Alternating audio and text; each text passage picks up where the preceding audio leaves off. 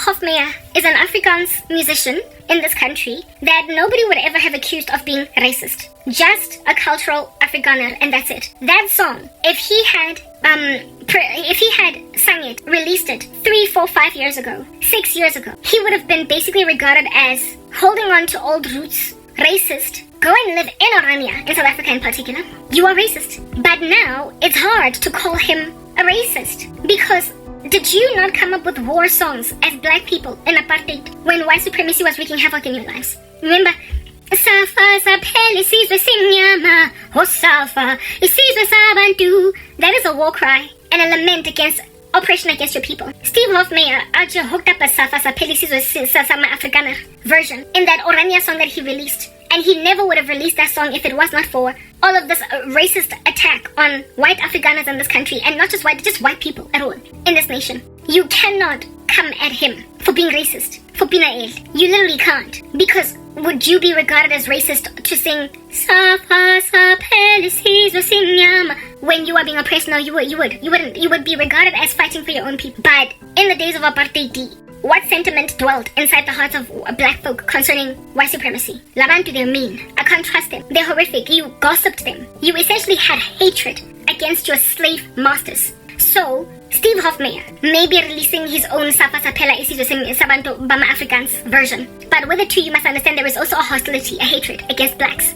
An inevitable racism that is brewing in the hearts of white folk against us that never used to exist, that wasn't there before. Because when you clump together as a people against their people group, they will wear defensive shields and then start saying below the belt stuff in their bras, in their corners. That sounds really crazy, racist, and indeed likely is racist. But did you not start it? Did you not start it? Did you not start it? I agree with lots of commentators against this nonsense in the country, but it's rough for me to read the comments section. Listen to what Nota Baloyi, that stupid music executive, said about white folk being essentially Neanderthals. Was the hair right? And then the Equality Commission in this country does nothing about it because he's a black guy. Well, you hear the commentary of Nota, whatever you want to call him, that idiot. He always has a lot to say when strange things happen in the country, and this time around he really went far. Go in the comments section of white people lamenting against what's happening to them in this country, and basically see a whole bunch of Nota Baloyis, but in white skin, speaking the same thing against black people. If we leave here, they'll all be in their diapers again. If leave them alone, and they will end up basically eating their own vomit.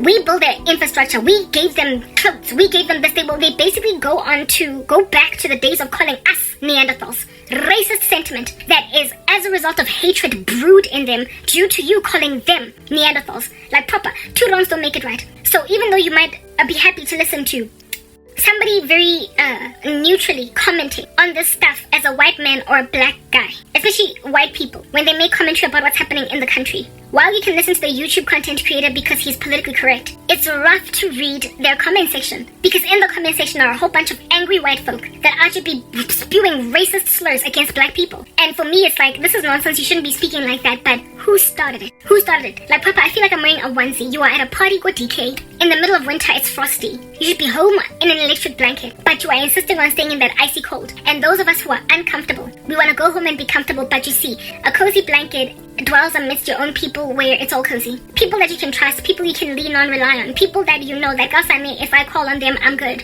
That if I end up in hospital, somebody's gonna come and visit me.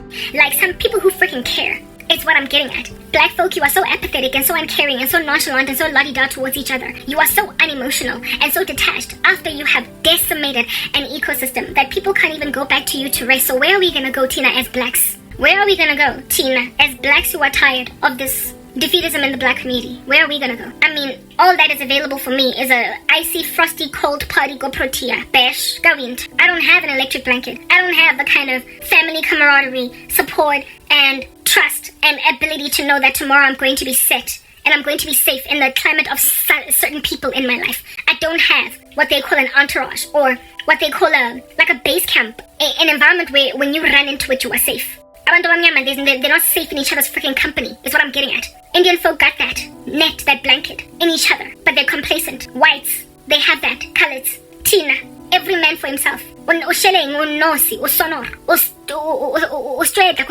You are just naked as a black person. So when you are tired of crazy black people, you just have to sit around waiting for any we don't know. You will never be embraced by white folk, not in the climate of black folk wreaking so much havoc in white folks' life. Everybody else is holding to their own silos. They've closed their gates. They've closed their bars. So you are causing an exquisite amount of loneliness in black folk who are tired of this nonsense. And you are subjugating everybody else to the tyranny of your majority. And then you have the brazen audacity to rock up on Twitter, X, rock up everywhere else where you go, and you claim to be in concert with each other in camaraderie as a people. Do you understand what I'm saying? Yeah, you claim to be in concert or in camaraderie with each other as a people against discipline, against whips cracking, against people noticing that you're trashy. Like when people pick up that you are a diapered infant that strangely is running an entire country, you then tell them we don't need you? What the heck? What do you mean you're in Africa? You are an emerging market. Your economic growth is basically barely existent. You are chilling on a national deficit of don't know how many trillions or billions. You are chilling on the highest unemployment rate in the world. 40%, like what the heck is that? You are chilling in the country that has got the highest racial index in the world. In other words, you are literally the most racist country on earth, according to like stats. And yet we don't need help? What? I feel trapped. I told you this is going to result in a civil war, and I don't want to be.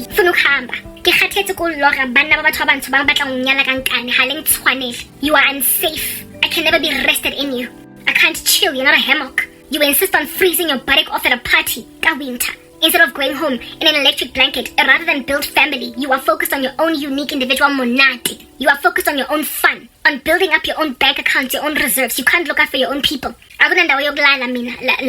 So it is no wonder, clearly, the Lord is not only moving me out of South Africa, but He's also putting me in the hands of a white husband. Because what am I going to do with you? Noma umuntu afuna ukukhuluma nani and raise an issue. You literally left me, Karabo, personally, in my own capacity, I will speak for myself, to die. You left me to die. And then when years progressed and I then turned 40 without a husband and children, I've got some freaks out there trying to make me a nyatsi. I've got some freaks out there trying to make me a second wife. I've got some freaks out there trying to make me stepmother 12 kids. I've got people saying, Mara, you are this A40mus. So just take what I have to offer you. I've got freaks out here bewitching me to essentially settle for a life where I'm just a stay-at-home Stepford wife of some philandering beast that's going to inevitably give me HIV as a wife. HIV slap bang in the center of PEPFAR funds being cut. ARVs that are so easily being popped and made available. Go Helen Joseph for free. It's going to be harder to come by that stuff. Look at you, and again, you don't even manufacture your own ARVs, so you can't, bring them in-house. You have to keep on importing them. Mara, without AGOA and without PEPFAR, without all this funding from Donald Trump, can you afford to be out here getting ngulaza? Can you? Without medical aid, can you afford to be out here getting ngulaza without being essentially a person that is middle class and upwards, able to afford to purchase ARVs as opposed to get them for free? I can't be popping ARVs first and foremost in Jafaranja at all. I can't be popping ARVs at all, but I certainly cannot be popping them from a position where I am poor, where I am in dire need of government assistance. And you've made me the kind of woman that would need government assistance for medical situations should they arise. I'm grateful to the Lord that I'm healthy, and so I don't need to be out here using public clinics for anything. But understand, I cannot get a chronic illness in my body. I cannot get a virus in my body. And yet, that not only are presently HIV positive, but even though they might today be negative, they will inevitably contract that damn virus. Because they're freaking crazy. They sleep around all over the show. There's no fidelity. There's no rationality. You are entitled. You are entitled. And you expect the rest of us that want a better life to take this in our stride, because it is what it is. Situations like these, when certain people notice, there's nothing they can do, no matter how much muscle they pull, they get nowhere. They immigrate. They start to make plans. They start to get their affairs in order. They start to invest in overseas markets to see if after 4 years they can't immigrate. And South Africa is the kind of market that wise people would do everything in their power to actually try to move over to some other countries. Because this here can only end up in a violent civil war that then might recover you, but not first before completely blowing your country to the ground, to smithereens. Well, I'm 40. I don't have time to wait for you to get your act together. I don't have time for arrogant black folk to wake up and see that they can't keep on fighting everyone that asks them questions. I don't have time to deal with black families that actually be sabotaging the lives of their own family members, bewitching wonkumuntu, making sure that your siblings can't go anywhere, literally tolerant with your babies, tolerant with your wives, tolerant with your mistresses, making sure that people can't get jobs. You're the only one that has a job, and ufaba to the kid, and so all of your siblings, they get like wads of 5,000 rands from you every single month, and you're the only one that's actually coining it as a millionaire. That's your Africa, keep it. That's your black supremacy, keep it. It is defeatist, and you don't even want to raise each other up, and everybody else that is a minority in the periphery encircling you, black people, if they don't wake up to smell the coffee and realize that they've got an olive branch from the west right now through the leader of the free world, they will, after this guy gets out of the office, out of the Oval Office, be subjugated to the tyranny of Zimbabwe. Proper, I kid you not. If South Africa does not take for granted Donald Trump's discipline and whip cracking once he leaves the Oval Office, you're done for as a country. I mean, look at globalist nations, not globalist nations, but structures like the WEF. In the midst of all of this crazy on the part of Cyril Ramaphosa, instead of making it clear that you are unfair to your own people, we've got Klaus Schwab out here freaking endorsing Cyril Ramaphosa to potentially take over the World Economic Forum. Why wouldn't he love Cyril Ramaphosa when Trump is anti-globalist agenda, especially that which is being proliferated perpetually by the World Economic Forum? They're trying to basically spit in Trump's face. So now they want to endorse an African leader that can't even keep his own country afloat, and yet they want him to run the World Economic Forum to replace Klaus Schwab. Like, proper, when you're dealing with a nation president that is that defeatist and that arrogant, unless you immigrate, you are not going to be fine. Or unless you take up arms and fight, even though you're a minority, in the climate of you having some kind of grace from the free world, you are not going to be okay. This should cause white folk, Indian and colored folk, and everybody else that's not black, and black people that are tired of this craziness, if they don't stand up now, I kid you not, once Donald Trump leaves the White House, you're done. You're done as a country. And this both from a prophetic point of view, that's what the Lord has been showing me in South Africa. You're going to cease to be a country even in the millennial reign of Jesus Christ. But it's also coming from just a basic political politically analytical point of view. Just from political analysis, South Africa is on a downward trajectory that it cannot afford. And black folk are literally bullying everybody into silence and reinvigorating dead structures like apartheid South Africa, but from a vantage point where the supremacy now is black. You are naive. All that this will end up as, like I said, is Haiti. We are Zimbabwe in the making. We are just some poverty-stricken African country that is riddled with civil war, that is run as a crime state. We are already a failed state, but now very soon we're also going to be a crime state run by amaginza that are pumping up their own pockets at the expense of the poverty-stricken who are dumb enough to keep on voting for that trash called the ANC. I'm tired and I'm exhausted. And because of the things that I say that are apparently taboo, I'm also being targeted, for death by my own people, by black people. So if they don't get their own way, they also insist that you die. There are men, that insist that women keep on taking them back, despite a severity of infidelity, a severity of lack of love, a very cold-hearted environment where women lose their minds. They literally go crazy. And guys give them 3 weeks, a month to cool off while sleeping with 20 women out there in the streets. And only once these women feel like they miss them, Besababuya with 7 other STDs. That's the climate or the culture of black men. In their 30s and 40s, maybe even going on their 50s, they still party like they're freaking 26. They're still out here on weekends like today. Hunali, a black guy that lives, and clearly he doesn't have a wife, in the unit here. In one of the units over here. That guy once shellered me, but then again he shells everyone. Okay? And I said no, as I was taking a walk to the spa, because my car battery was all dead, and I decided to take a walk, and he wanted me to get in his vehicle, and ever since rejecting him, he's been kind of cool and aloof towards me. I do not care. But this guy looks like he could be proper, like, 43, and his boys look like they could be anything from 35 to 45. They're basically grown men, bamikaba and everything, baby mamas all over the show, wives, and dinyazidi side piece mistresses. And every so often, they have the kinds of gatherings that just remind me of back when I was growing up, Renale 26, Renale 23, Renale 22, where everybody just gathers and they shout and they scream on top of their minds on a Sunday, get drunk on wine, booze, Amstel alcohol, all that jazz, right? And then go home, since they still like licentious music. They still basically a party vibe, but this time around it's like older guys. Like, yes, you guys, I really don't know a white culture because I'm black, and I've only ever grown up in black culture. But it is largely in the black community where you will find men by Mikaba in clubs. Like a dude that's like a whole 45 years old literally sitting in a nightclub. It's largely within the black community. Those are our men. These are husbands. What the heck am I gonna do with that? I'm already 40. So if I'm going to get married, it's probably going to be to a dude who's like, 45? 43? And now if I still got some man in my life that is interested in loud music, boozing on weekends, and being loud like 23-year-olds at the jazz festival. As a 40-year-old woman, I am going to be an upset, angry wife. I'm always going to be mad. And I am out just sitting around waiting for God for a husband on the Lord. Do you understand what I'm saying? They do everything in their power to prevent you too, then, when you are sober, from marrying a man who is still not sufficiently enough to get rid of that mukaba because life is catching up with him. But still, he is in the club. He is still at a braai at like 1 a.m. on a Saturday night. Look, I'm not against men getting together and enjoying each other's company. One particular weekend, a braai. Like, yeah, but with black, there's party, monate, perpetually. Men get to hang out, women get to have their high teas, lunches, little girls' night, like little girl gatherings to let loose and get massages at the spa. But there is a way that to fellowship with your sisters or your brothers, depending on your gender, respectively, that has honor and integrity for your age.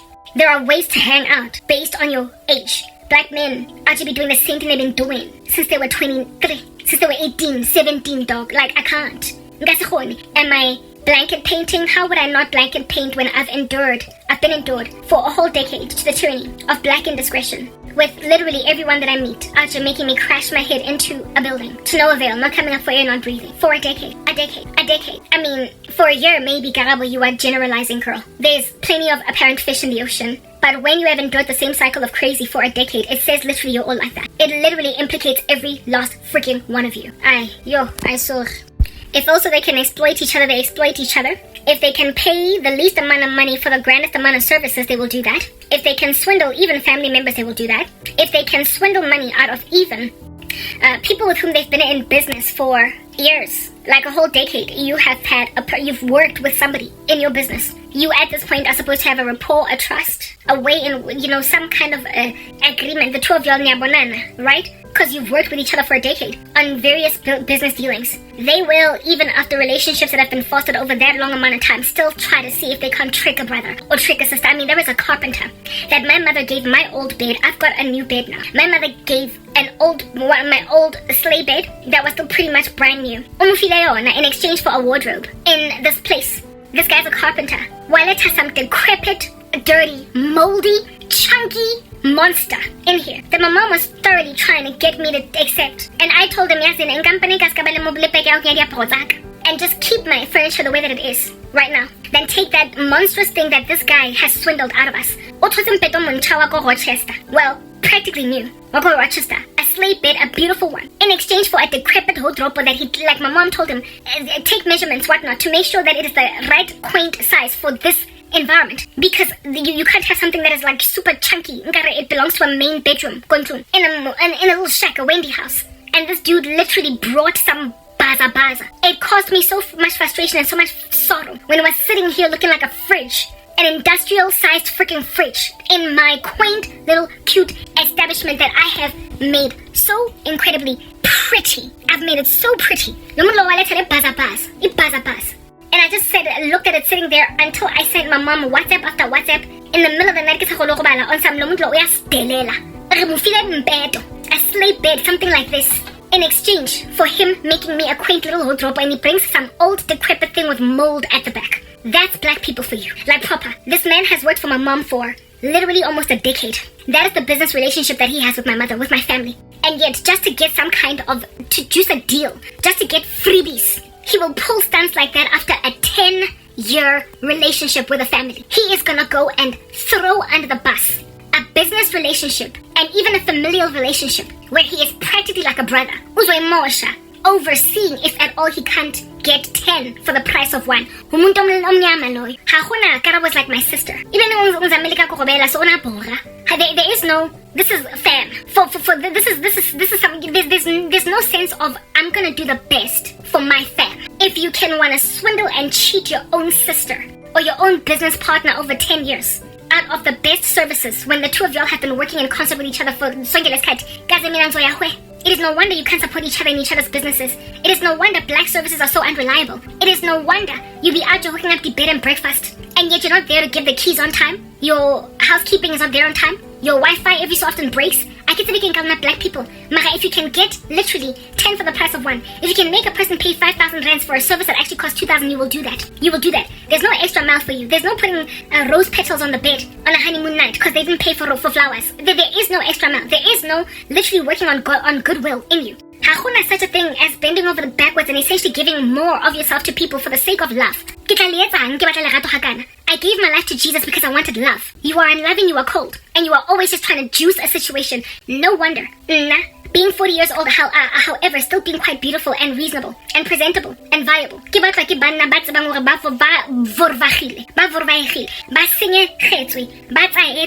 Ba fufurile ba bang ibeneng ba kula ka di-acid tse sa foleng mara bang batla because le rata ntho tse dintšha tse shinang le fedile le fokotsegile le rata go patala 500 rand for ntho e costing 10,000 ke lona mo. You don't know how to pay the right price because you have no honor. The number of men ba batlang ho nyala nje ba tlo nka fela scraping ka re chipisi on the floor and then put it in your mouth after having been made so lowly. Ba tlo ntsha magadinyana a nyoko a sa bonagaleng lo bonagala. How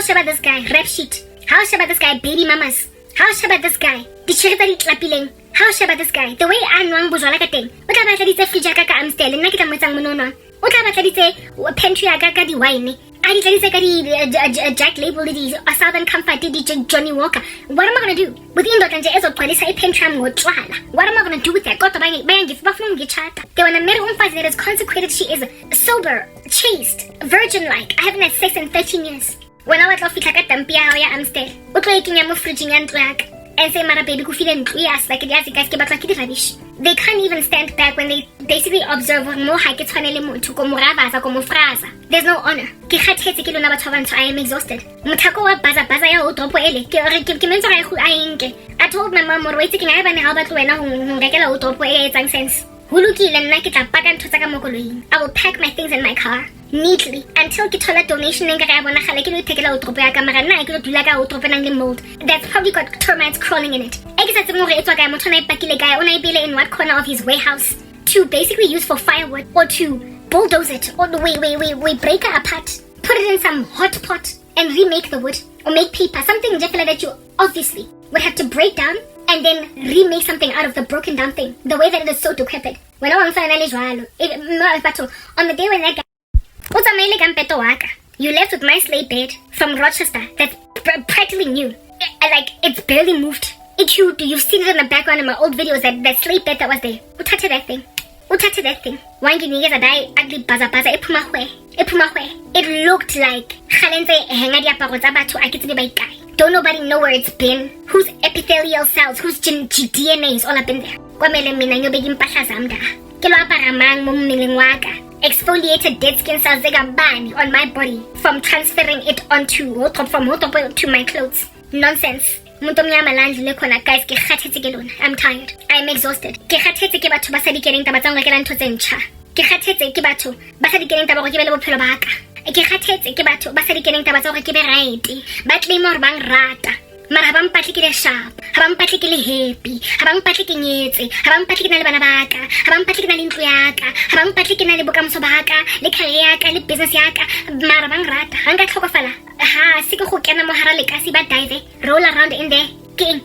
Ha se ke go ba theatrical go funeraleng the way le lang ka teng ha batho ba tlhokafala mara ha ba phela le ba tita ka re nyoko le ba rekela di three for the price of one, le ba rekela di footstools. You literally bargain hunt for the cheapest diamond-looking Swarovski crystal for an engagement ring because you know that you're gonna have to buy another one for the wedding ring. So I'll get the real deal. Le dula le bargain hunter. Hana mona nna o tlo rekelang speaker se ke se batlang go cash converters because o tshotse on discount. Hana motho o tlo rekang anything for me in a pawn shop. Hana motho o tlo proposang lenyalo ka ring a rekileng ko pawn shop e rekisitsweng ke mosadi o mongwe o na le frazwa ke life and so ba tlo e reka go teng ba claima go tswa ko stands. Claim that he comes from Browns, claims that he comes from American Swiss, claims that he comes from some jewelry store, regular pawn shop, a thrift store. Enough is enough. There is not going to be in my life ever again. The hand me down. The hand me down unless I take a magnifying glass and look deep and stark into it. Never again is anybody going to be a cheapskate all up in my grill. There's a video that is up and coming that I'm going to post about that whole cheapskate thing. I missed Banna. and how it is that literally it is the one thing that makes you lose women. Taba hore you try to save imali. Taba hore ha re ya dating o tlo insist hore ke go meet ko tle water mall ha o keta mo o botlo nkisa ko McDonald's. Because I'm 40, there was literally a dude that out here lived in Pretoria. I lived in Redport, and because of the distance between the two of us, he insisted that we meet halfway. And because we were both hungry, he just figured, let's go to McDonald's. You haven't wined me, you haven't dined me, you haven't shown me anything about the best foot forward that you can put. You have shown me already from the very beginning already. How also patale petrol yaka. Because you're insisting on I can drive my vehicle from where it is that I stay to meet you halfway, since you live in Pretoria and I live in Redport. I was so turned off by that, even though I had big feelings for him, that it just ruminated and chilled at the top of my mind. You're not gonna spend your effort, your energy, your time, and also emotionally be very serving. I've suffered for years. I've suffered for a decade. I am not going to be with a cold front and icy man. Give me Eskimo in an igloo in my marriage. I'm not going to marry a black man. Literally, forget it. I'm done. Le racist, le entitled, no one can tell you jack, and basari batengi, they take all your nonsense in their stride. You claim to love people, but then you keep on swindling them, you keep on breaking their hearts, you keep on stealing from them, and you keep your families bereft. You insist on being the only ones wealthy, and once you've made all those millions, you are happy, content with your uncle living in a shack, go deep slow it, while you've got a mansion in Houghton. That's you in the black community. I'm done. And not because out of y'all, but because the Lord extracted me out of the skill 10 years. 10 years. A better thing. And yet still to this day, you're still trying to marry me, 10,000. You're still only banda bang patlang hunyala, basna mesebeti. I can mesebeti self. What the heck are you gonna do for me? Men are supposed to provide. Men are supposed to protect. That's their job. So how's na mesebeti? Why oshala musad? Only based on indabiguti whatever happened to the whole thing? I'm literally working like dogs to get their act together. And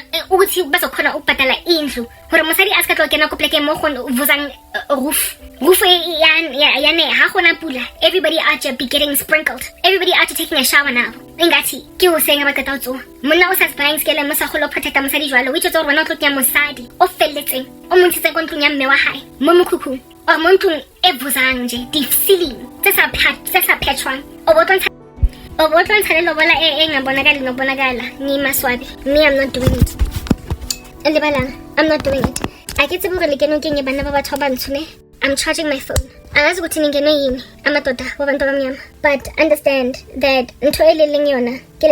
I tried. I worked for years on you. I waited for years on you. And black women, I tried to fellowship with you. I tried to be friendly. I tried to be sisterly. I tried to be everything that you can ever be to a sister. Do you understand? But then you are the ones that insisted that Mina, I go out on a limb in sorrow and destitution for the rest of my days. And then I lived for 10 years observing from the bleachers like a spectator. South Africa falling apart because of this kind of defeatism on the part of black people. The whole country is dying because of the way they link thing. That's why I'm leaving. That's why I'm moving to America, Donald Trump. That's why I am marrying a white man, even though at some point umuntu gotta stop striving and trying to fix a situation. All I can pray for right now is that Amandia, Amalung, Namakhalat, and every other non-black in this country will finally fight you because you deserve to be fought. They will finally stand up against you and call you for what you are, call you out, so they can take their country back. Because I'm pretty sure about so that agree with me. So it's not that they are fighting them against all the blacks. It's them against the crazy blacks. But the crazy ones are the ones that they have the money. They're the ones that have kept everybody out of commerce. They're the ones that have toilet abo mamlambo. Balo ya South Africa ikofela. And so for those reasons, their family members can't breathe. If we can all just stand together, if they, I'm leaving. If they can all just stand together, they might very potentially, within this era of Donald Trump's ruling in the US, they might actually salvage some kind of semblance of their country back so they can, going forward, continue to build. It's possible. Because they've been given this olive branch. The way South Africa reacting to Donald Trump, it looks as if though you're all content with this rubbish. So, like I said, from a distance, I will watch you with your billows of smoke. The country literally burning. It's out of a chimney from a distance. I am not. But I will have initially, prior to me getting out of this joint, sent out a smoke signal and let you know Ke tla be ke rasitse on a rooftop le nkwaletse mo YouTube. Le hanne hore ke bue. You will have literally refused that I should have a YouTube channel. You will have refused to let me monetize. You will have refused to let me basically live. Basic living. You will have done all that. And everybody that could have heard me raise these issues, who might have done something about it, will be nice and mad at you, vigilantically dealing you a bad blow. Mara, fight each other. Fight until there is nothing left. Bleed until somebody decides to cauterize your wound, because me, the loneliness you've put me in, has made sure I will just watch you fall from a distance when it was utterly unnecessary. So, white folk that are complacent, and Indians and whatnot, so you chilled in your electric blanket for too long. It was cushy, it was cozy, it was comfortable, but everywhere else it was cold, it was freezing. Those who were busy diving, go deep kloof, go partying. You left them to do whatever they wanted to do, and now things have gone too far. Now you're also developing hostilities against us. Now you are also looking at us like we're racist. Oh, black people, like they're racist. You are ambivalent. There are hostilities rising up in your hearts now because you can feel like you're being targeted. Yeah. And so now you're not even kind to me. Me as Karabo, I don't have you anymore. I can't deal with hatred from everyone. I already have my own fair share of indiscretion from black people. I can't be getting dealt an underestimated bad blow by coloreds, whites, and Indians too. Now that's the whole damn country against me. I can't. I don't agree with the way that black people are doing things. But you all are so untrusting of black people that you clump me together with them somewhere with them. Therefore, seeing as I have no way to put my head at night to lay, seeing as I'm gonna leave. I'm done. That's all I'm gonna say. Signing out in Christ's name, Cranky. Peace.